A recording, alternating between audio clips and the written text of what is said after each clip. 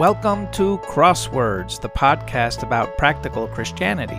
What does it look like to walk in Jesus' footsteps? How do I live in a culture hostile to godliness? These are questions that we will answer as we get our minds and heart on Jesus.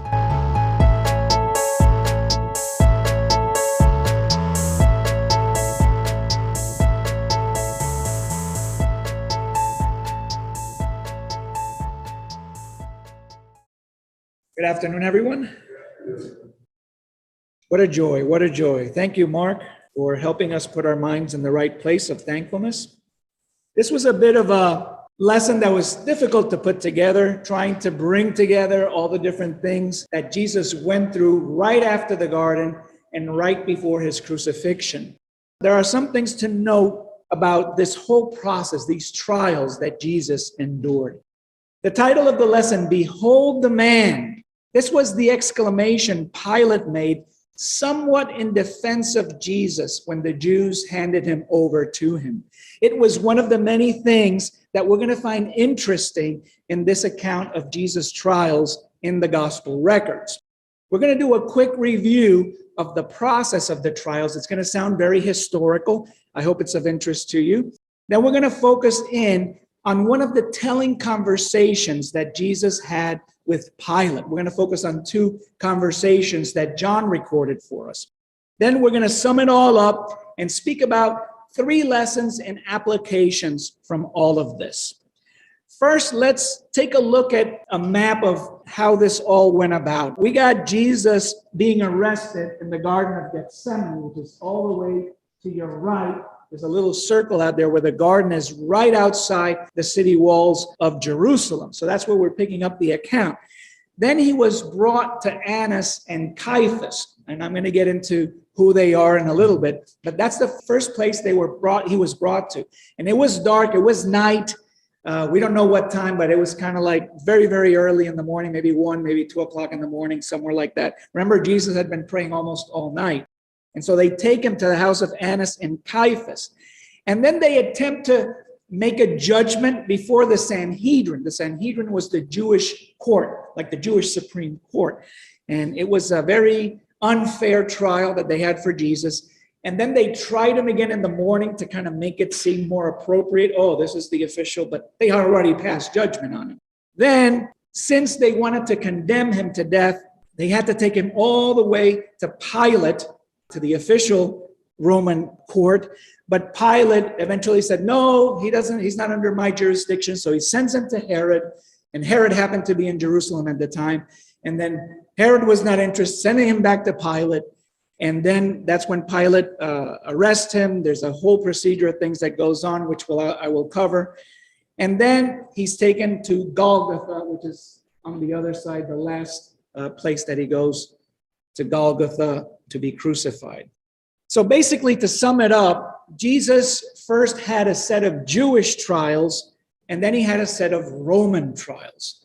So the Jewish trials, we can sum it up in 3 points here. First, he was prosecuted by Annas. The mob that arrested Jesus took him to Annas. We read about that in John chapter 18, verse 13. Who is Annas?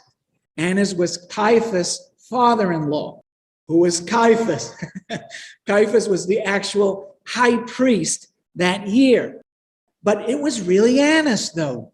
Annas was the real high priest. But he was removed from office by the Roman procurator Valerius Gratus. I guess he didn't really like him. And so he removed him from office. But that doesn't typically happen in Jewish law. You can't be removed from office. So because the Romans removed him, they kind of like had to elect another one, probably a puppet of the Roman governors at that time. So that was the only time in the history of the Jews that they had two high priests, because they really didn't want to get rid of the other one either. So they looked to both of them. And one of them happened to be the father-in-law of the other. So the high priest is a lifetime office. So Annas, since he was still alive, he was still considered a high priest. So they took him to Annas. Then Caiaphas, who didn't live too far from where Annas was, probably around the corner. They think that probably their yards met together. So they went from one house into the other to interrogate Jesus on these things, which the high priest had been waiting to do this for a long time. They wanted to get a hold of Jesus and see who he was and why did he teach these things. So they both interrogate Jesus, and they took him before the Sanhedrin. Now the Sanhedrin, as I said before, was the Jewish Supreme Court. That's where people were tried for crimes or any other thing. But this was a nighttime session, so it was considered an illegal meeting. It's what we would call today a kangaroo court. What's a kangaroo court? It's a court where there is no due process. You're guilty and we're going to condemn you. It doesn't really matter what you did or not. You're the scapegoat and we're going to condemn you. So there's no due process. They use false witnesses to try to condemn you. And you were the fellow who unluckily got into their targets and they want to take you and condemn you. So they drew up a whole bunch of false witnesses to appear and to accuse Jesus. One of the ones who was present there accused Jesus of wanting to tear down the temple. So that was considered to be a traitor, to tear down the temple of God. So within all this interrogation, Jesus does confirm before the Sanhedrin that he is the Son of God. And that's all they needed to hear. At that point, they condemned him to die. At that point also, Jesus is spit on. He is struck on the head with staffs. He is slapped on the face during this time. This is also when Peter's denial occurs. He denies Jesus 3 times during this time before the Sanhedrin at night, the illegal session. But then he's brought again before the Sanhedrin Friday very early in the morning. We read about that in Mark chapter 15, the whole chapter, starting from verse 1. So it is daytime now. So this is an official meeting of the Sanhedrin. And basically what they're doing here is seeking confirmation to pass along the condemnation that they already decided to do the night before. So they weren't looking for any votes. They weren't looking for any new witnesses. They weren't giving Jesus an opportunity for him to defend himself. Hey, you've already condemned. We're just seeking the approval of the whole council here so that we can make it official and so that we can move on with these things. Jesus is denied the opportunity to present his case. And the Jews, they knew they could not pass sentence without Roman approval. They wanted the death penalty. They wanted Jesus to die. They did not have the power under Roman law to carry out the death penalty, so they had to seek the Roman approval for that, which is why now Jesus is going to go through 3 stages of Roman trials. They kind of drew up some political charges to bring up before Pilate because they knew Pilate was not going to agree with their assessment of, hey, he declared himself to be the Son of God. Pilate was going to be like, what? So they had to kind of come up with a way of presenting it to Pilate so that it could appear as if Jesus was either trying to usurp Roman authority or forbid people to pay taxes, something that would interest Pilate. So that's what they had to bring up before Pilate. So next we go through the Roman trials, which take place in 3 stages as well. First, he's brought up before Pilate. Pilate was the Roman governor of Judea and Samaria at the time. And his purpose there was to keep the peace, make sure there's no rebellion. And this was a real hot zone in all of the Roman Empire. Nobody wanted to be the governor of Judea and Samaria. But Pilate, he drew the short straw and he was picked to be there. And his purpose was to keep the peace and to collect any taxes. As judge of the land, he also approved of any executions that had to be done.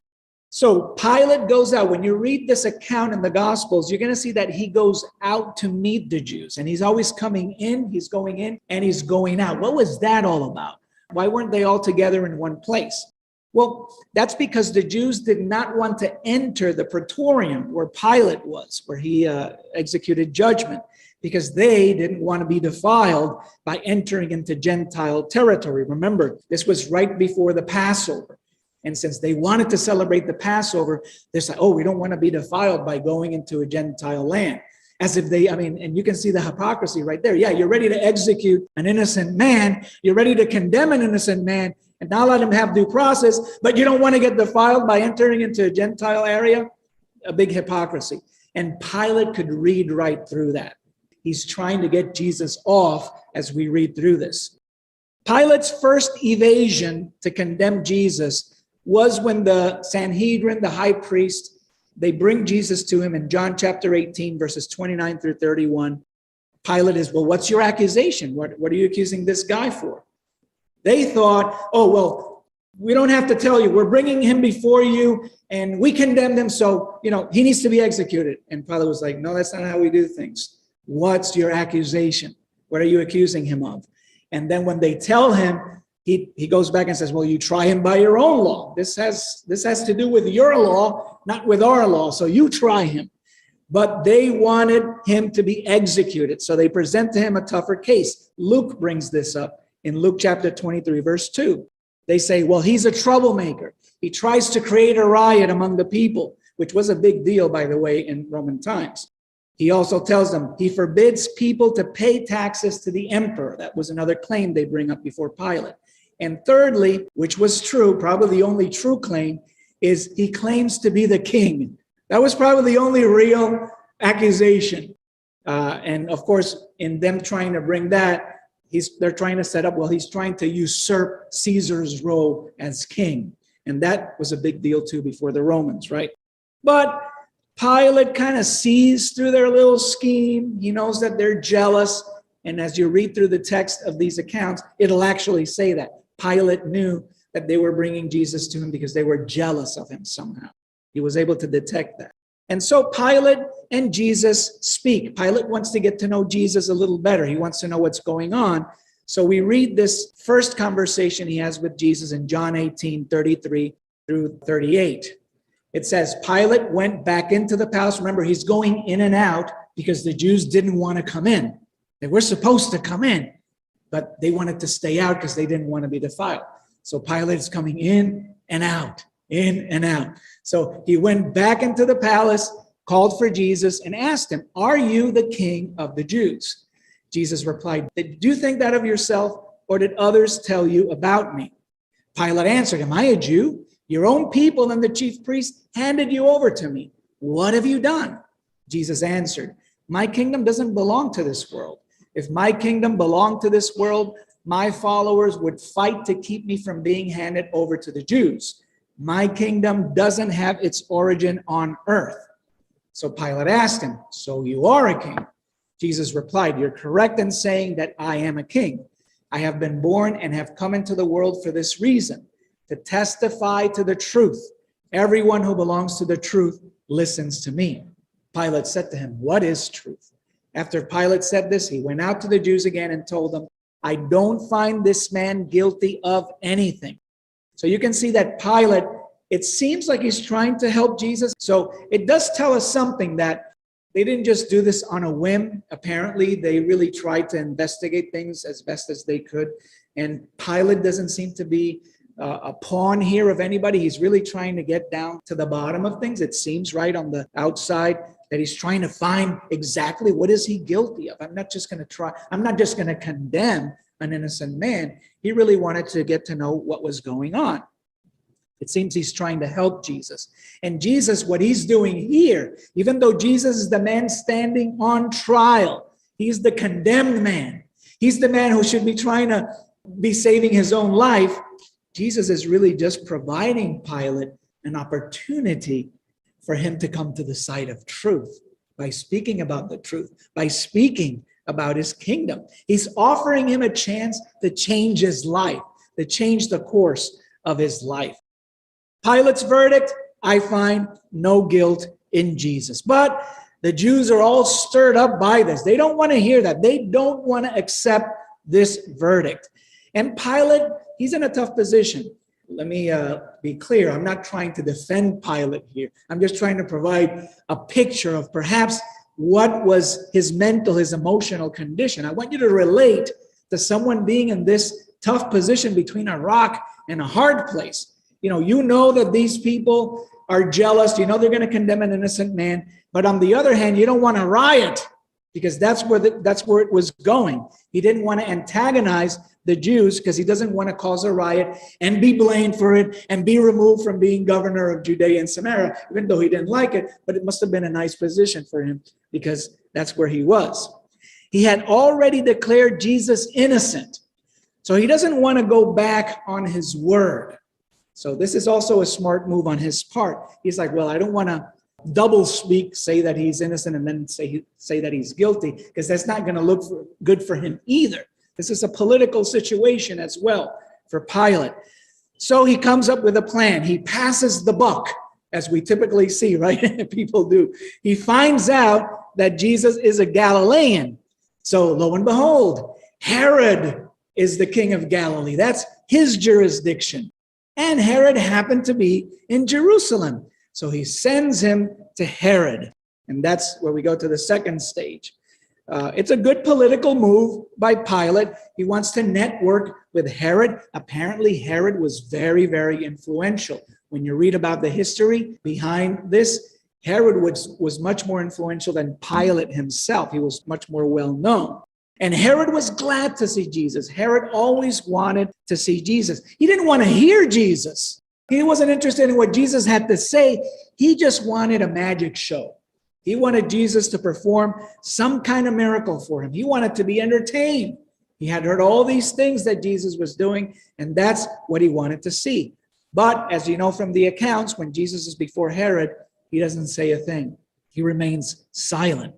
And so Herod doesn't like that, and Herod decides to mock him.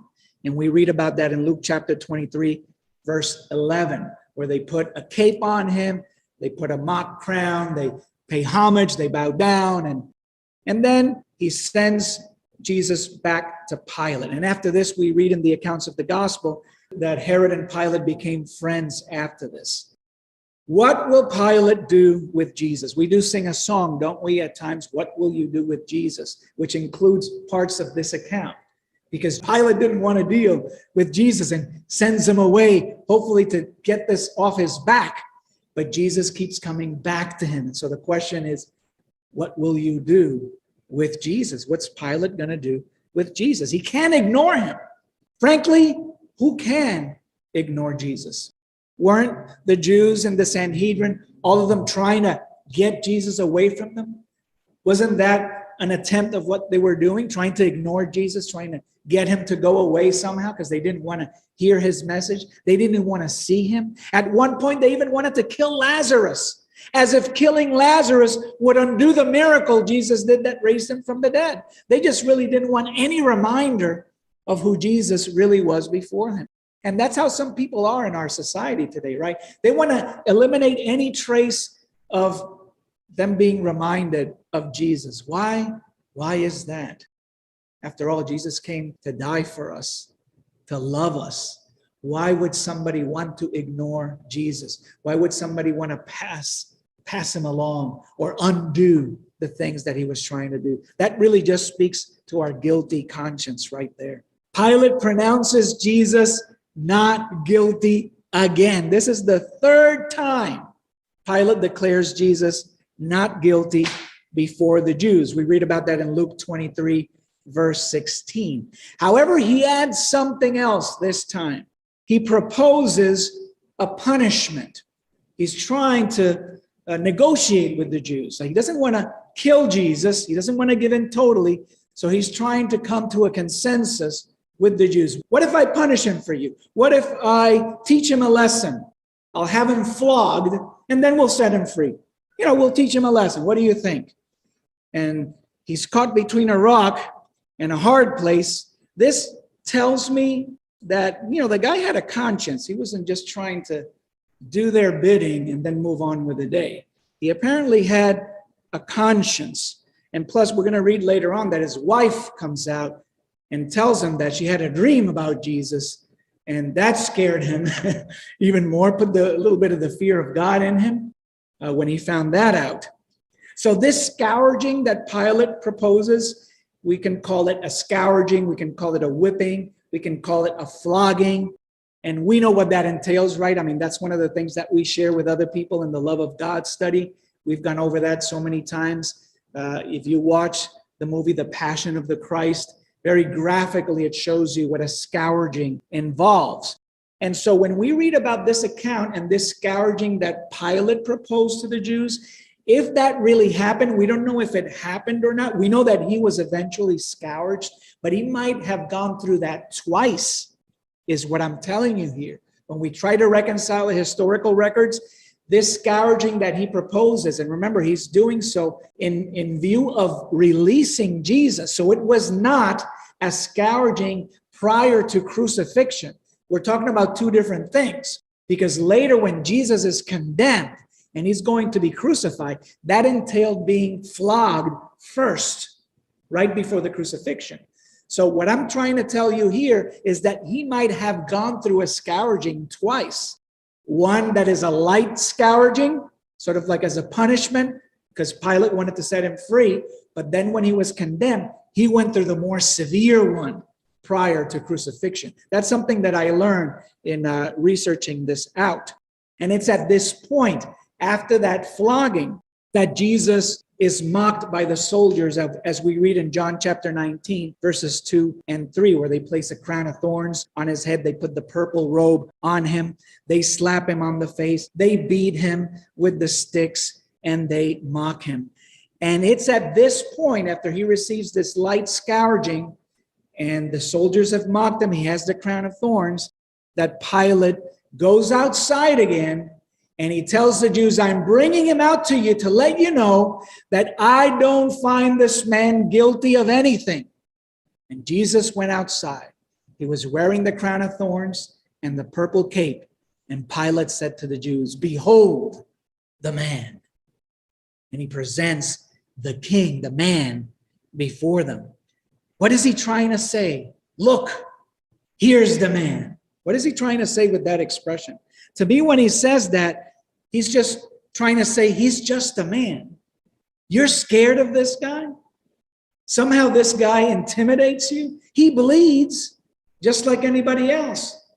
He is a man after all. And look, I think he's learned enough. I think he's suffered enough. Look at him. He suffered enough. He just saw Jesus as an innocent man caught up in the politics of the wicked. But the Jews saw Jesus as a traitor to their faith, as an impostor, as a blasphemer. That same man was looked upon by the disciples as the Son of God. So when Pilate says, behold the man, we got three different groups seeing three different things right before them. One of them saw an imposter king. The other one saw the true king of Israel. And the others saw just a poor guy who got caught up in the politics of the day. Now, at this point, Pilate's plan backfires. He really just wanted to be done with Jesus and said, okay, that's enough. Let's all go home. But the Jews really wanted Jesus, that they were not backing down. And it's at this point that the Jews said, he claims to be the Son of God. Some of them told Pilate. So that apparently put a little bit more of the fear of God in him. Look at what it says here. The Jews answered Pilate, we have a law, and by that law he must die, because he claimed to be the Son of God. Now, when Pilate heard them say that, he became more afraid than ever. So even though Pilate is not a believer, he believed in something because that alarmed him. And he went into the palace again and asked Jesus, where are you from? He's kind of trying to dig a little more into Jesus' background.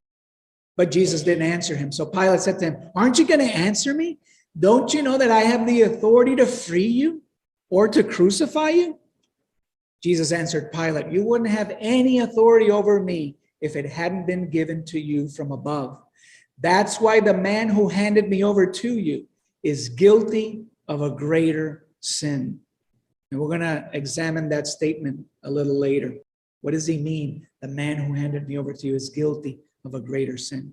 When Pilate heard what Jesus said, he wanted to what? He wanted to free him more than ever. But the Jews shouted. Here's where it gets very antagonistic. If you free this man, you're not a friend of the emperor. Anyone who claims to be a king is defying the emperor. So they're really antagonizing him at that point. What was Pilate going to do with Jesus? He knows it's because of jealousy. They want to get rid of him, Matthew 27:18. But he has one more trick up his sleeve, and he presents another man to them. See, it was customary during the Passover to free a prisoner of the Jews. So it's at this point that Pilate presents Jesus and Barabbas. And he says, should I crucify your king? But, what about this guy, Barabbas? He's a bad guy. He's a murderer. I know for a fact that all the things they accuse him of is true. He had no sympathy for Barabbas. But Jesus? Who do you want me to free to you? What about Jesus? He's not guilty. He's innocent. Pilate really wants to free him. Or what about Barabbas? And I've heard many times the comparison made how we are like Barabbas. We are the guilty ones. We're the ones that should have been condemned. We're the ones that should have been picked on. But instead, Jesus dies in our place. The crowd shows who their real father is that day by asking for a known murderer to be released to them. It's at this point that we get some divine intervention, and you have to wonder what God's intent is here. Because God sends Pilate's wife over to him, and she tells her husband of a dream she had. We read about this in Matthew 17:19. And this dream, plus knowing or having heard that Jesus is the Son of God, Pilate is scared. And does he realize that he's at a crucial point here in the history of humanity? Does he know where he stands in this decision that he's about to make? This is a big crossroads, not just for him, but for the whole of humanity. And you have to wonder what is God trying to do here? Is he trying to give Pilate an opportunity? Is he trying to give Pilate a sign? Hey, do the right thing.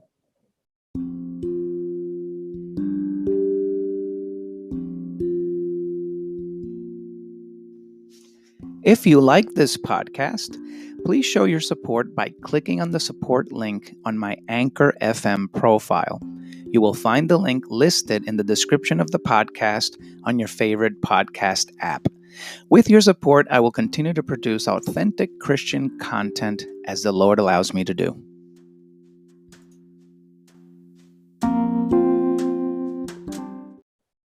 Some of you might say, well, wasn't it God's will for him to be crucified? Yeah, but even if it's that so, God always gives choices to all those involved because he wants them to make a choice about these things. And I'm going to talk about that a little more at the end as well. Those are among the lessons that we're learning as we're reading through these accounts. God's will be accomplished regardless of your choice. You can either choose to go along with his will, or you can choose to go against it, but his will get done. And it's smart for us to learn through all these accounts that we want to make choices that end us right next to God, not against him, or else we're going to be run over. We're going to be plowed right over. But God gives us choices. So before Pilate had told them, behold the man, now he's going to say something else. The time was about 6 o'clock in the morning on the Friday of the Passover festival. So it's Friday. Pilate said to the Jews, look, here's your king. Look at that testimony. First he said, look, here's the man. But now this time, he's saying, here's your king. As if he's sympathetic. Should I crucify your king? Then the Jews shouted, kill him, crucify him. The chief priest responded, the emperor is the only king we have. Now, about that remark, that's a very telling remark. For the chief priest to say that the emperor is the only, they hated the Romans, but yet they were driven to the point in their jealousy and in their wickedness to say such a thing, horrible thing. And not just to say that, but to then add when Pilate is washing his hands in Matthew 27, 24, and 25, and he says, look, I'm not going to be guilty of this. This is your choice. And you know what they said? They say, may his blood be on us and our children. Another telling exclamation that their wickedness and their passions had gone beyond reason, that they would say something like that. I mean, they sealed their fate at that point. And notice all the opportunities, all the things. I mean, this trial of Jesus is the most detailed account. The trial and the crucifixion, or the passion of the Christ, is one of the most detailed historical happenings of mankind. Word for word, event for event. And it's in all four of the Gospels. All four of them tell in as much detail. So when you put the four of them together, you get an intrinsic amount of detail between all four accounts. And there is no other account in history that is as detailed as this one. As if God were trying to say and teach us something about what happened that Friday and that Saturday and that Sunday. If anything, what happened on Friday is even more detailed than what happened on Sunday. More so. Now, us looking back, we know that what God's will was throughout all this. I mean, the stage is set, isn't it? For the Lamb of God to be given up as a sacrifice of atonement for our wicked disobedience, for our sinful thoughts. We are Barabbas, guilty as sin, no matter how you try to justify it. There was no way out.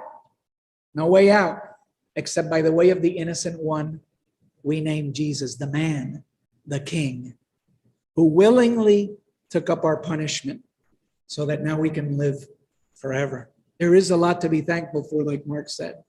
A lot, just in that realization. There is no forgiveness for us except for the way of forgiveness created by Jesus. He's the only true one. And it's by his death, burial, and resurrection that he opened up a new and living way for us to tread through. But we have to recognize and own that guilt. I'm not saying feel guilty. That's not what I'm saying.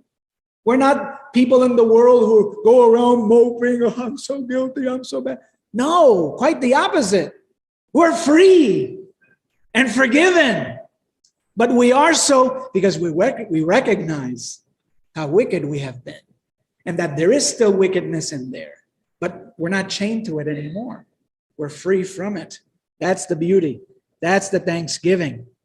And how do we do that? We have to take that first step of obedience and identify with Jesus' death, burial, and resurrection. Coming into contact with that forgiving and atoning blood of Christ that was spent 2,000 years ago. We come into contact when we're immersed in that watery grave of baptism for the forgiveness of sins. That's how Jesus squares away our disobedience and our faults and our wickedness. So by this act of God's mercy, his mercies seem much more merciful than ever. They are greatly amplified, but his judgment against those who ignore this is going to be worse than ever unless they change their mind, unless they change their ways. So what are some 3 applications as we went through these trials? I know I quickly went over them in a hurry. What are 3 things that we can sum up about them? Well, I think the first thing we can say about this is that many choices are offered here, aren't there? I mean, time after time, opportunity after opportunity, for the Jews, for the chief priests, for the Sanhedrin, opportunities for even the disciples, opportunities for Pilate, for Herod, for everybody involved. They are presented to all groups. What would you have decided if you were Pilate? What have you decided if you were in the crowd? Or if you were among the disciples? The fact is that every single day we're presented with choices. And we don't know that the choices that we're making at that time are going to be leading us to a humongous crossroads. Just like that day, neither Pilate nor Herod nor the disciples understood the crossroads they found themselves in. It was a major decision. It's important to be awake and to understand the stakes in the decisions that you are going to make, because God gives you plenty of warning. He's a loving Father, and He's going to warn you through His Word. He's going to warn you through the church. He's even going to use other people to try to tell you if you're headed in the wrong direction. Listen, and don't fall the way that the Jews and Pilate did on that day. Don't choose out of fear. Choose out of fear of God. That's the good fear to choose, but not out of fear of people. Just remember the spiritual law. You reap what you sow.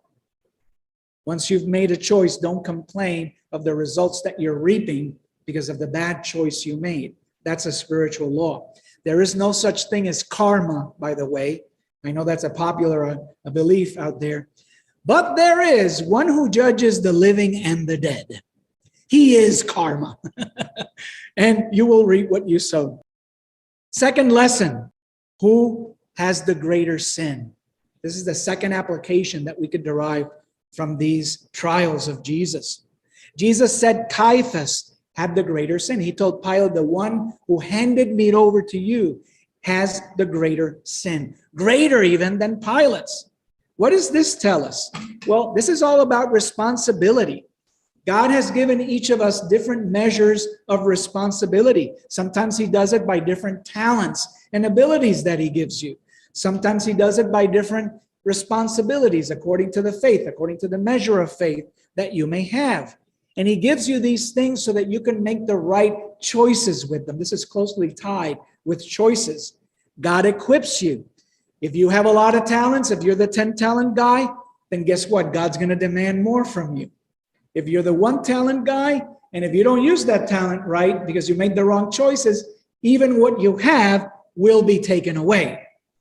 That's the what you reap is what you sow. You may have power. You may have leverage. God extended these things to you because you make big decisions in your household, in your company, in the church. Well, you must use that leverage and that power to do right for others, to do right for the people who may not want to speak up for themselves, for the people who can't speak up for themselves, for the disadvantaged people, for the ostracized people. Are you looking out for them amongst the choices that God has given you, amongst the power and the leverage God has given you? Are you looking out for the widows, for the orphans, and for the disenfranchised? Because that's who God is. There's a quote that many like from the Marvel universe. With great power comes great responsibility. Well, Stan Lee didn't come up with that. That was in the Bible long ago. Don't lose what you've been given because of wrong choices, because of selfish choices. If you're a boss, be kind. Be kind to the people who work for you. Show respect, especially for those, again, who might be disenfranchised. Show respect and fear of God, who is over all, because He is your boss. If it's within your power to do so, do good and keep the peace.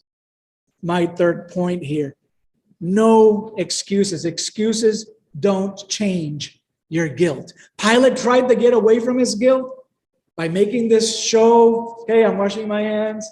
It's not on me, it's on you. Well, guess what? That didn't work before God, because God gave him the power to choose and do the right thing. Washing your hands of guilt doesn't work in real life. Ask the people who've tried to do that and who are in therapy for a very long time, because guilt doesn't wash away unless it's by the blood of Christ. Sometimes you may use circumstances to justify your decisions, the way Pilate did, but that won't work either. You reap what you sow. Just be understanding. Be kind. Be ultra gracious. You don't know what other people are going through. And it's always best to err on the side of mercy Then on the side of judgment, because Scripture says mercy triumphs over judgment, always. So it's always good to carry that out. I'm not saying be a mat. I'm not saying be a pushover, because that's not what Jesus was. You be stern with the people who require sternness, with the lawbreakers, the immoral, the ungodly. Yeah, be stern, be serious, but be gracious to the weak. Be gracious to those who are oppressed, because you are under God's watchful eye. Jesus died to redeem you. Make your life count for something. God bless you.